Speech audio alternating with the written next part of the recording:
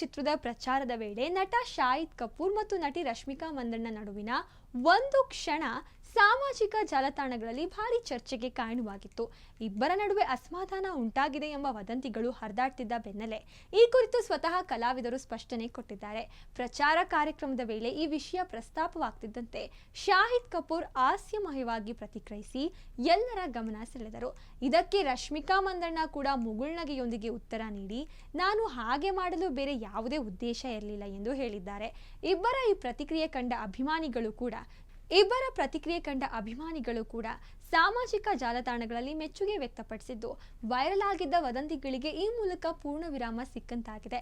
ಪ್ರಚಾರ ಕಾರ್ಯಕ್ರಮದ ವಿಡಿಯೋಗಳು ಈಗ ಇಂಟರ್ನೆಟ್ನಲ್ಲಿ ವೇಗವಾಗಿ ಹರಿದಾಡ್ತಿದ್ದು, ಶಾಹಿದ್ ಮತ್ತು ರಶ್ಮಿಕಾ ನಡುವಿನ ಉತ್ತಮ ಸ್ನೇಹ ಸಂಬಂಧಕ್ಕೆ ಸಾಕ್ಷಿಯಾಗಿದೆ.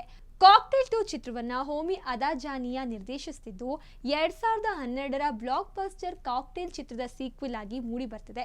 ಚಿತ್ರದ ಕುರಿತು ಈಗಾಗಲೇ ಪ್ರೇಕ್ಷಕರಲ್ಲಿ ಭಾರಿ ನಿರೀಕ್ಷೆ ಮೂಡಿದೆ.